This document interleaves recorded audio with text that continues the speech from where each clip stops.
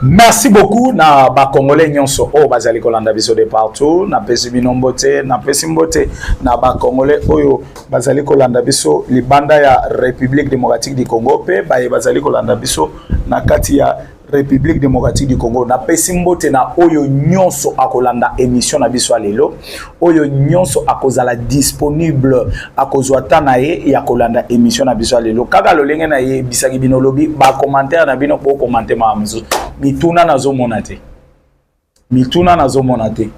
nazo zelande ba question na bino bo poser nga ba question sur ce que je parle po nazala na facilité ya ko répondre bino journée ya lobby awa tozo solo la na bino bande nyonso bazali kolanda de partout na pesi mbote na bazali na France, Portugal, Espagne, Allemagne, Belgique, bazali kolanda biso na Irlande du Nord, Irlande du Sud, bazolanda biso na Pays-Bas, bazali kolanda biso na en Angleterre, partout, Turquie, bisikatu okobeta libaku ya kolanda émission na biso lelo Danemark, partout, Lisbonne, kuna na kati ya Portugal, na pesi mbote na bandeko nyonso oyo bakozwa motema malamu ya kolanda émission na biso ya lelo pe kozwa tana bango ya kolanda biso na émission na biso ya lelo bandeko nanga ba Congolais o bozali kolanda je pense très bien que Bozali ebele ya kolanda ndeko na bino Stani Boy, les communicateurs du peuple congolais, les communicateurs de la République démocratique du Congo, Stani Boy Chintoa Kubaza Kundemba Mutombo. Je pense très bien que les lotoko solo là makambo vraiment misatu ya liboso tokosolo la situation ya est de la République pe tokosolo la maye Olivier Kamita to lobby pe tokosoli sa na dossier ya Basango balobi nini pense que na kati ya Basango lolenge toza kosolo la na bino maye ezali koleka na kati ya Basango et diviser bango pe Basango bazana kati ya division nazo bandela d'abord na dossier ya Basango oyo ezali kosala rage ya makasi oyo ezali komatali sous makasi parce que Air Fréquence Muteba Abimaki kolobake non on a été financé par Paul Kagame batebele mususu balobaki non peut-être Fréquence boyina boye na yebisaki bino Chole akomaki lettre pour s'adresser à un comité international que non vous ne pouvez pas sanctionner le Rwanda. Et Chole azali koboya ba sanction ya Rwanda azali koboya ponani bande konanga balandi bolanda très bien awa na kati ya République démocratique du Congo na pesi mbote na bande nyonso bazana kati ya Afrique surtout bazana Afrique du Sud pa Angola Afrique mobimba Tanzanie Zambie partout na pesi binoto mbote na pesi mbote na bazali awa na kati ya République démocratique du Congo lisola basango kaka lolenge nazana kati ya koyebisa bino Basango na pesi mbote na bandeko nyonso ya catholique bazana masimanimba na grand banudo nyonso bandeko ya mission pe na pesi bino mbote na pesi mbote na bandeko ya Équateur ya mission pe catholique na pesi mbote na bandeko ya est de la République ya mission pe catholique na pesi mbote na bandeko ya Grand Kasai Grand Katanga Congo central Kinshasa ya mission pe catholique na pesi bino tumbote parce que les gens pensent que quand tozali kolobela Choleto ambongo tozali kolobela Muteba c'est comme si on s'attaque à l'église catholique. On ne s'attaque pas à l'église catholique mais on est en train de dire des réalités sur ce qui se passe na bandeko ya église catholique parce que les loto moni division et koti entre l'église catholique et catholique na minute lolenge tozo solo la na bino bandeko wana ba se diviser. Pourquoi division et koti? Et qu'est-ce qui se passe entre missionnaires catholiques? Parce que au jour passé, Ndeko Muteba Abimaki, alobi lolenge bango batamboli, lolenge basali kotambola. Et qu'est-ce qui se passe? Le lotomoni Chole Abimi a confirmé maloba ya Muteba. Alobi non, tobandaki kotambola. Petozo tambola na financement ya Rwanda. Et c'est le Rwanda qui nous finançait. Moi, je me suis posé des questions. Le Rwanda azali ko financer batolo bazali ko sala démarche pour la République démocratique du Congo na intérêt nini? Intérêt ya Rwanda na makambo ya Congo izanini. Et ceux qui va congolais babandi ko se poser ba question là, ba komeka ko comprendre ce qui se passe en République démocratique du Congo. Il faut qu'on soit clair parce que bande kwa na nyonso na minute oyo baza coincé, ils ne savent pas où partir ou bien quoi faire. Et la République démocratique du Congo oyo tozo solo la nabino ou bien oyo toza na kati ya ko solo la nabino bandoki ya on a ebisa kabino tout le temps, il faut bitumba oya est de la République et ya pour banda ko la kisabiso identité ya chaque personne. Et banda ko la kisabiso qui est qui et qui fait quoi dans ce pays. Les autres découvrir que l'église catholique basala qui à la base ya malheur rebelle à Congolais. Parce que quand on disait ça aux gens, comme si on accuse l'église catholique, tozana kati ya ko harceler bango, tozana kati ya ko incriminer les bango, tozana kati selon le pensée de chacun de nous.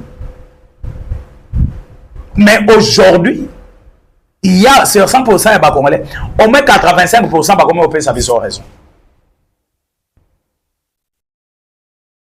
Je m'excuse. On se pose des questions de savoir. Rwanda, dialogue est à Congolais. Batu basango bazana kati ya ko consulter ba Congolais. Mais tout le monde basango ko kende na Rwanda. Mission na bango na Rwanda ezalaki ni. Tout le monde basango ko kende na Angola. Mission na bango na Angola ezani.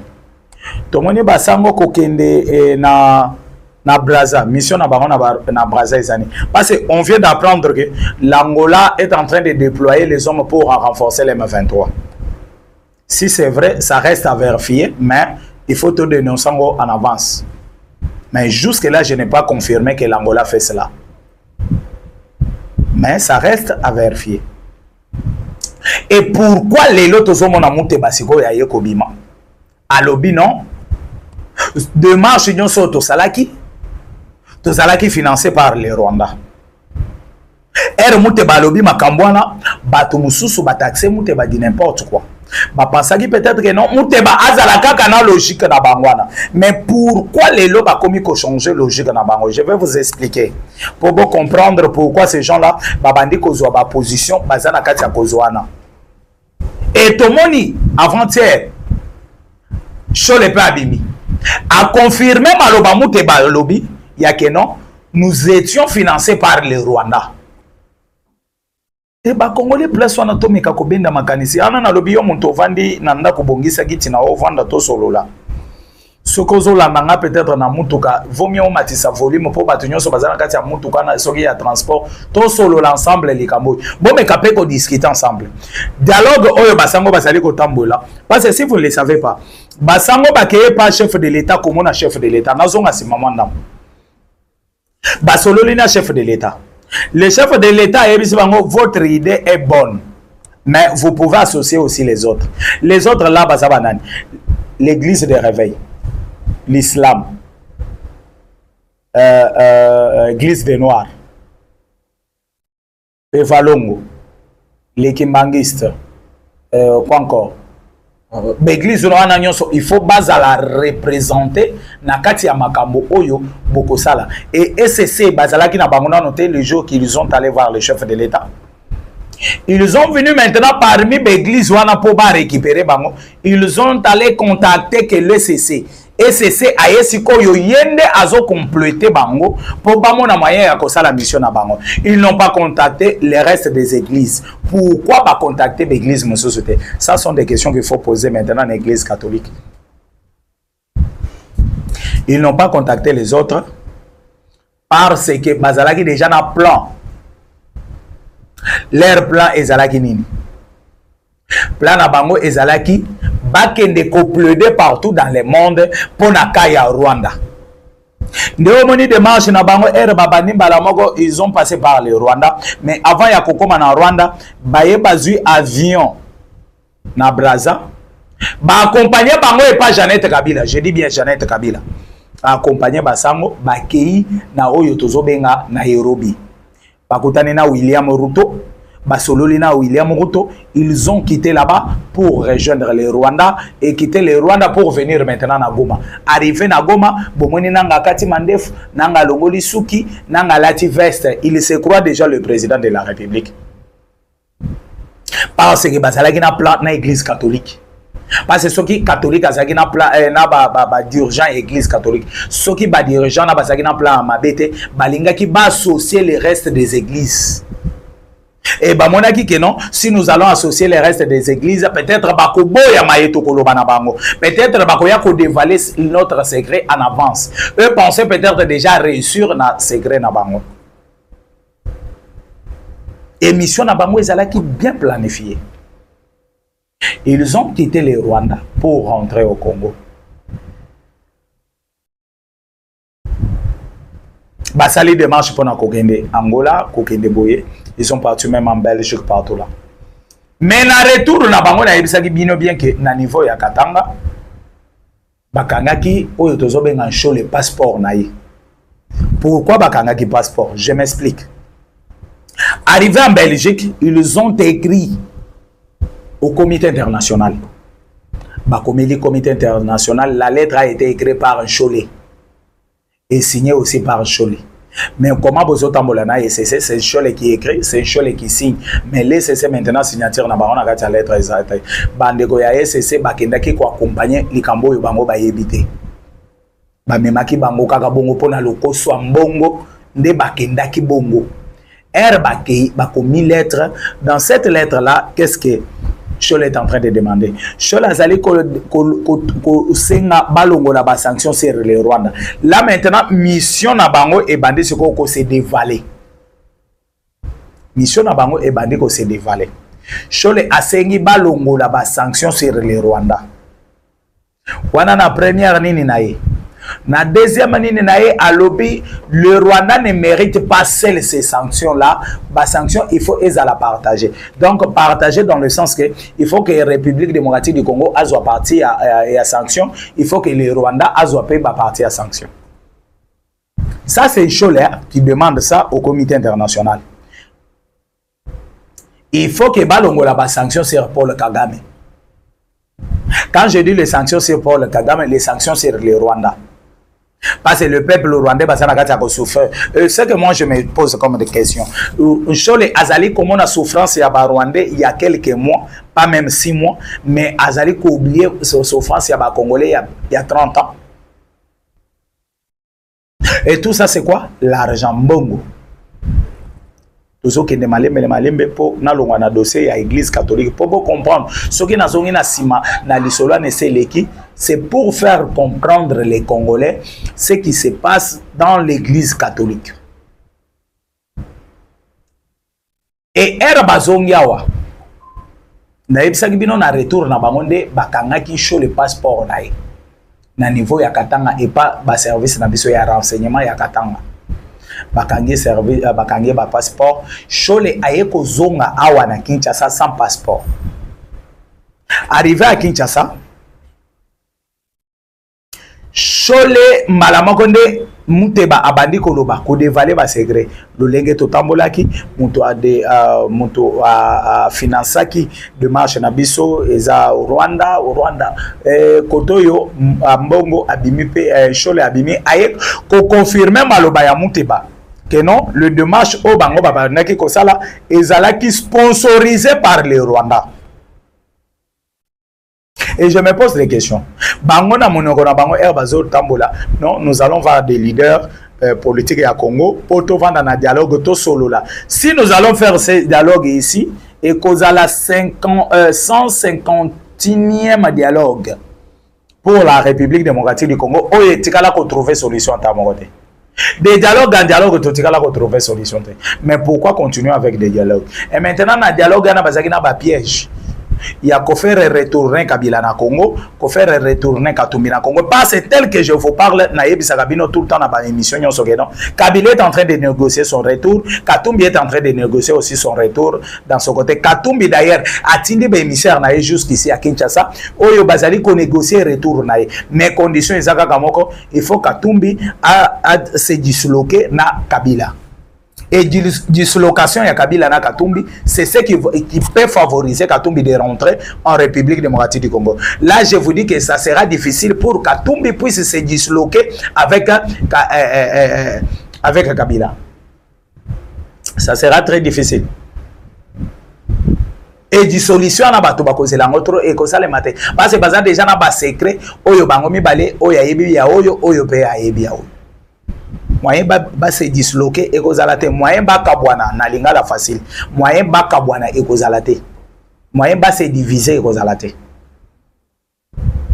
Et le lenga pe tozana kati ya kosolola nde na kati ya lettre oyo ya Chole ya kosenga ba sanction pour la République démocratique du Congo na Rwanda, il faut pas kabola ba sanction, il faut pas longola ba sanction. C'était ça leur mission ya kotambola babandaki koluka appui ya Afrique pour basangana na Europe pour quelques sanctions sur le Rwanda et Longwa.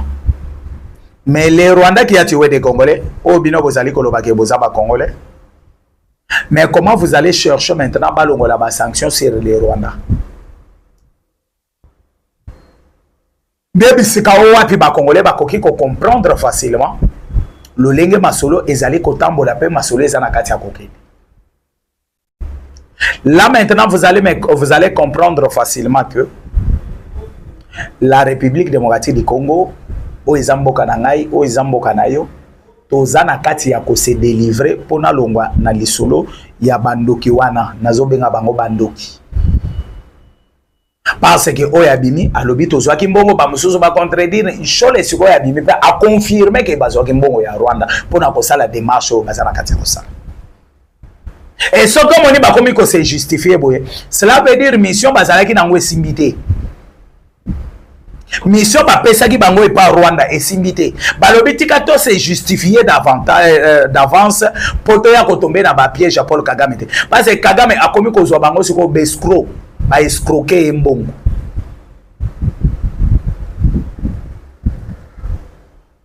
Chole na mbongo ba escroquer Kagame mbongo.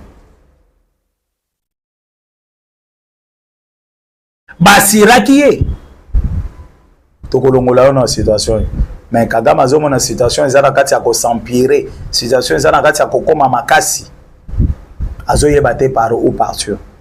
Et surtout eloko yaki ba satandaki ke non na ba maison de lobbying nde bisika o wapi ba koki kokende ko contrer la République démocratique du Congo. Là les Congo peut revenir maintenant en raison pour leur dire que non to vendre na table to négocier. Le fait à kosoter ba maison de lobbying koko tambala moko na kati ya Maison Blanche et commencer à traiter directement avec la Maison Blanche, c'est ce qui a tué maintenant leur plan. Félix Antoine Tshisekedi Tshilombo lesquels on a maillé musika et penser travailler avec des maisons de lobbying pour nous contrer maintenant pour tous on a raison tout le non vous avez raison tokoki ko vendre na table to solo là. Il n'y a pas de négociation et il n'y a pas aussi de dialogue qu'on va faire ici en République démocratique du Congo parce que si il y avait dialogue il fallait na Qatar déjà tozwa na Doha kuna na Qatar tozwa déjà bakaye de charge ya ba M23. Et c'est que Jean-Marie Lukola Sakenda qui collait la sur ces cahiers de charges là à l'objet chef de l'État tozoa mais tout en oubliant que na cahier de charges ça pas piège au Rwanda a piégé biso une fois accepté les cahiers de charges tous les accords signés avec les Rwanda tombent parce que dans tous les accords signés avec les Rwanda il y a un article qui exige toujours les Rwanda de quitter le sol congolais sans condition et maintenant ceux qui tozoa cahier de charges ont demi condition donc cela veut dire que tous les accords vont tomber. Tous les accords vont tomber. Et c'est ça ce qui exprime maintenant Thérèse Kayikwamba pour montrer aux faces du monde que non, il y a les accords signés. Et surtout 27-73, où ils allaient bloquer Bango Nyonso. Mais une fois accepté les cahiers des charges, tout allait tomber. Tout le monde qui est dans la situation, il y a passe. Tout le monde dans la situation, il y a mawa. Il y a tout banda kolé la biso ba congolais que non Congo pourquoi tout le temps mindele balinga biso te tala tokendaki déjà tokomaki déjà na niveau boye mais mundele ayeko sala boye mundele ayeko sala boye non mundele te tondimaki cahier des charges le lenge tondimaki cahier des charges tout tombe ndemonaki Rwanda tokei négociation avec l'M23 omoni tokei tosengi bango na Angola baboye koya deuxième fois baboye koya mais na Qatar ba yembam parce que bakendaki ko vendre déjà les 13 ya mois wana kuna ba préparer comment ba koki ko contre Congo nde ba salaki cahier de charge ndo moni ba bengisi bango ba keimbango na Doha en pensant peut-être que le Congo bakoya ko faire tomber Congo na ba piège ba bandaki ko tchela Kabila et Kabila zo tomber na ba piège na facilement. Ah, le tozo solo na bino, pe le lenge toza na kati ya solo na bino. Sachez bien que la République démocratique du Congo, tokoti kala kotombe lisusu na piège abatona. C'est sa mission ba pesa ki l'église catholique, ba bimisi ba millions ba pesa na catholique. Mais comment les Rwandais peuvent dépenser des millions pour l'église catholique, pour les évêques, mais ils ne le dépensent pas pour n'ampia kao ekotele na mboka naï. Pia ke ekoti na mboka naï. Mais les Rwandais n'arrivent pas à maîtriser Saint-Pierre là. À l'est de la République, au moni batundenge bakomi kolela. Nanga vandi à l'obité. Tu sais que des amotés mabe. Tu sais que tu ne veux pas que babanke fongwama. Tu sais que tu ne veux pas que l'aéroport fongwama. Nanga, c'est toi le président, non? Son Excellence Corneille Nanga. Son Excellence Corneille Nanga, mais aux zones d'Ima, on dit maki. Bomi bengi ba libérateur. Bomi bengi ba libérateur. Donc cela veut dire que nos deux provinces bango basu grâce à Nzambe parce que bo libérer bango déjà na maboko ya Tshisekedi. Comme Tshisekedi est en train de punir, Tshisekedi est en train de cochonner les autres, Tshisekedi est en train de torturer les Congolais, bino bo libérer des provinces, bo libérer no Kivu na Sud Kivu. Mais comment les gens que vous avez libérés, les robots na kati ya ko violer bango, les robots na kati ya ko boma bango, bozana kati ya ko torturer bango. Pas c'est vous libérer bango. Bango a eu chance quand même à la libérer et pas son excellence Corneille Nangaa, le président de la République Corneille Nangaa. Et là maintenant, nazo zonga directement dans l'isolo, il y a Nangaa. Nangaa qui commence maintenant à pleurnicher partout pour na babang. Tala eloko Nangaa sali. Nangaa yeko senga mabaya alobi baye la ye mabaya. Aluki menizie na Goma. Nangaa beti kesa munene. Abengango caisse d'épargne au Kadeko. Abeti caisse omani ba caisse obabeta na zikida ya bike ya basali mwali duso muke ochena ndako na limuto ambeto ozoko tisa bambongo yabo. C'est ce que Nangaa fait aussi. Ne biloko Nangaa asali si caisse ya mabaya ache bato azo yebisa bango banque yango. Oboya na mbongo na bino boya ko chana banque. Yo so mbongo ke do chela rebelle. Okotuna ngona nani bandeko ya Goma na Bukavu balobite kesi ya mabaya biso to koya ochambongo te to a besoin na coffre fort siko coffre fort ngona nga ko kende ozongo wapi bomona ba vantira o ezo le kanaka tsamboka na biso. C'est pour cela que je vous ai toujours dit que non, ces gens-là sont des aventuriers. Les Nangaa et consorts sont des aventuriers. Parce que s'ils étaient bateau oyo baza sérieux, il fallait pas trouver solution. Donc babanda ki koya na Goma, bazoya na Goma o non donc ezalaki eloko moko ba préparer ki ngote. Eloko moko inattendu pour récupérer Goma et Bukavu. Je vous ai dit hier comment ils ont récupéré Bukavu et Goma. Ils ont corrompu les gens qui étaient là parce que Bayeko essayait on a Ituri avec Johnny Luboya Kachama, ça n'a pas tenu. Ça n'a pas tenu. Et comme ça n'a pas tenu avec Johnny Luboya Kachama, eux espéraient peut-être faire le lenge basalaki na Goma na Bukavu, corrompre les officiers supérieurs qui sont là, et les officiers vont se retirer et bango bakokota na facilité. Babanda koye bisabiso que non, nous avons récupéré Ituri. Et si c'est vrai que vous avez récupéré Goma na voie normale, vous avez récupéré Bukavu na voie normale, et c'est aussi de récupérer Ituri. Ituri, pourquoi vous n'osez pas avec Ituri? Et le fils de Museveni, je vous ai dit, Ayena Congo na mission conjointe. Mais mission conjointe est à opération na été, mais opération Ayena c'est de seconder les M23. Azui Bachar de combat comme Bazaki déjà na mission ya Ituri, ba préparer des gens Bongo Kabila a envoyé l'argent, Katumbi a envoyé l'argent, Kagame a donné aussi son parti pour Baya corrompre Johnny Luboya Kachama. Le fils de Museveni en arrivant à Bukavu na Ituri, Azui Bachar de combat ya Uganda, ayeko chango na Ituri. en disant que Bachar de combat est allé dans 4 missions conjointes où tozali ko sala Rwanda na Uganda na RDC. Mais Zoka ezali bongote, son plan est de corrompre Johnny Luboya Ngachama et les chars de combat maintenant vont aider l'homme 23 pour progresser na Kisangani. Ils vont sortir par Isiro et ils vont se diriger maintenant facilement vers Kisangani. Et c'est là où ils sont bloqués. Et Monique et Masolezo Simbela Bango, ils ont commencé maintenant à dire n'importe quoi. Ils ont commencé maintenant à pleurer. Dire aux Congolais que non, l'Olenge, Nani, comment on appelle Nangal, tout ça. Babylone, Massapo. Je vous dis bien Massapo. Les choses ne marchent pas dans Kanabango. Et c'est quand là, ils ont bloqué. Hier soir, il y a eu échange de tirs à Goma entre SADC et M23. Et l'échange de tirs là est Outi Wapi. Et c'est quoi les plans de SADC? Et c'est quoi les plans de Rwanda?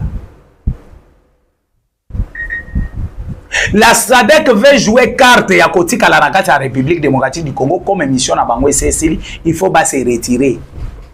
Il faut pas kende. To uti kota la na bino nyonso wa SADC ne bazo kanga ba photo na ba Willingoma, bazo seka, bazo loba boy, bazo sala boy, bazo sala. Comme mission ya catholique simbité ya ko balongola quelques sanctions sur le Rwanda. Na ebisaki bino clairement que na ba décision prise parce que le Rwanda pensait peut-être que na mission catholique azotambola et koki ko délivrer akoki ozwata moi délivrance à moké et puis ça y a ta souffle de vie. Les États-Unis na ebisaki bino lolenge ba ebisi au Rwanda, tu n'as qu'à retirer tes hommes sans condition si tu veux que les États-Unis bâtissent kamanda na yo ici là. Lolenge ozali ko linga manda na yo ici là te continue toujours à s'entêter au Congo. Et au conseil sa mandat. Et les choses graves. Paul Kagame azali ko finga Belgique. Abengani même na ambassadeur belge na mboka na ye. Et de l'autre côté, Kagame pensait peut-être que non, c'est la France qui est plus puissante en Europe que la Belgique. Et tout en oubliant que la Belgique, c'est l'administration européenne. La Belgique n'est pas que la diplomatie en Europe, en Mobimba. Et ça même les États-Unis devant la diplomatie à côté de la Belgique. La Belgique a les colons dans la diplomatie. Et Belgique a eu la diplomatie pour na Paul Kagame. Ndé Kagame na lettre batiquée par les États-Unis d'Amérique va signifier na katia lettre que non le base militaire américain sera à l'est de la République et le base militaire belge sera au Rwanda. Mais tant qu'il y a déjà conflit entre la Belgique et le Rwanda, Rwanda c'est quoi a comprendre tard que non la Belgique a parmi de grandes puissances a pays à respecter. Mbomoni Rwanda maintenant na komona ke non na sina ko fitika kaka na pola le lega ba autorisé na ba M23 pour faire le change de tir na ba SADC. Et SADC a répliqué hier soir, je vous confirme que SADC peut a répliqué M23 babeti SADC a répliqué. Donc à partir de 19h na Goma lobi ezalaki opesi mboa boy. Et là, maintenant, leur plan, balobi SADC, ndemuto azali ko collaborer na ba FARDC, na ba wazalendo, pour ba mona moyen ya ko expliquer bango na sol congolaise. SADC muto azali ko appuyer ba wazalendo, ba wazalendo, oui, c'est ça. SADC muto azali ko appuyer ba wazalendo. Ça maintenant, c'est le plan ya SADC. Pour piéger les Wazalendo, ils sont là déjà à Goma. Bamona siko que non, SADC a même moral na biso. Tobi masiko yo, SADC va nous protéger pour SADC va nous attaquer na sima. M23 va attaquer les bosso. Wana kopa ya bana mike. Wana politique ya bana mike. Ça ne se fait pas comme ça et ça ne passera pas comme ça.